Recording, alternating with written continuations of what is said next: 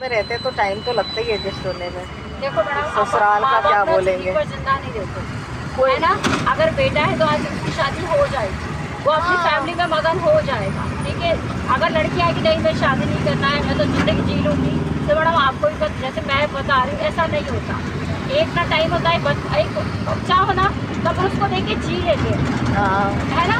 अगर अनमैरिड है मैडम तो एक टाइम तक, क्योंकि हमने देखा है क्या होता है, भाई अपनी फैमिली में हो गए। आप आज देखिए लड़कियां घर परिवार से लड़के मायके आके बैठ जाती है, माँ बाप ने कब तक साथ देंगे। भाई भी अपने में रमेगा भी, कहेगा अपने बारे में आपने क्यों नहीं सोचा। ये उम्र निकलने के बाद नहीं लगेगा, सबके साथ रहता है बच्चों को अपने पैर पे खड़ा करना ही खड़ा। कह रही हूँ ना, जैसे मेरी एक सहेली थी, उसने शादी नहीं करी। जब रिश्ते आ रहे थे ना, उसको शादी में पड़ी थी, तो हर किसी से नहीं करूँगी, करते करते करते उसके भाइयों की शादी हो गई। उसकी मम्मी ने सोचा पाँचों भाई मिलकर उसकी शादी कर देंगे। भाइयों की शादी हो गई, उन्होंने दहेज क्यों लगाए हम, उनकी पत्नी से ही नहीं हो रहा था, वो सब अपने में हो गए, उनके बाल बच्चे हो गए, खर्चे हो गए। आज सोचो 5 भाइयों में इकलौती है, उन्होंने उसकी शादी नहीं करी मैडम, ठीक है। माँ बाप के रहते हो जाती तो हो जाती, नहीं हुआ, उम्र निकल गई, अब शादी रिश्ते के चाह रहे, 2 बच्चे वाले हैं, डाइवोर्स वाले हैं, ऐसे मतलब ऐसी शादी ऐसा अब नहीं करा उन्होंने। समय रहता है ना तो कर देना चाहिए, हो जाए। अब मम्मी की भी डेथ हो गई, पापा की भी डेथ हो गई, उसकी मम्मी ने बस ये अच्छा किया कि अपना जो अब जिसमें मम्मी रहती थी ना, वो वाला कमरा अपनी बेटी को दे दिया। लेकिन आप मानोगे नहीं, कब एक पूरा फर्नीचर का फ्लोर उसको दिया, उन्होंने पैसा उसको दिया। तो मेरा मतलब है कि आप मतलब लड़की जो सिंगल हुआ ना, तो अब वो सब अपने में मगन है, अब वो लड़की बच्ची अकेली है, अकेले कोई पूछने वाला नहीं, कोई त्यौहार। माँ बाप के रहते शादी हो जानी चाहिए ना। अब मतलब एक बात बता, तो तकलीफ अपन समझ सकते हैं ना, कि बताओ माँ बाप समझते हो, कोई नहीं समझेगा। और फिर क्या भाभी अलग अलग घर की रहती है ना, तो कैटेगरी का फर्क पड़ता है। कहीं कहीं बहुत अच्छा भी मिल जाता है। आ गया आपका,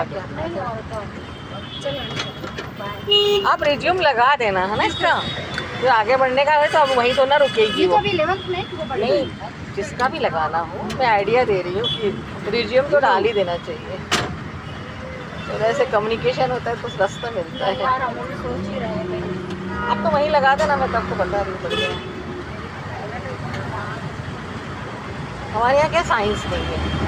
अच्छा, ये दिक्कत है। मैंने पता किया था आपके इधर यहाँ पे, पहले था अभी नहीं।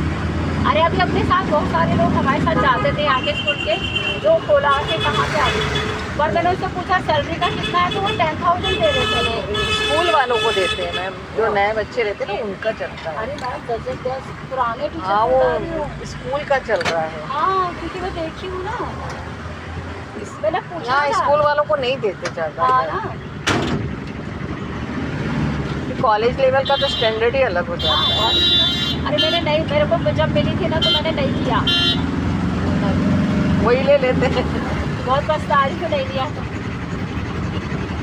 कॉलेज का मतलब एक टाइम के बाद अच्छा हो जाता है ना। हाँ 10 साल तो मुझे ही हो गए।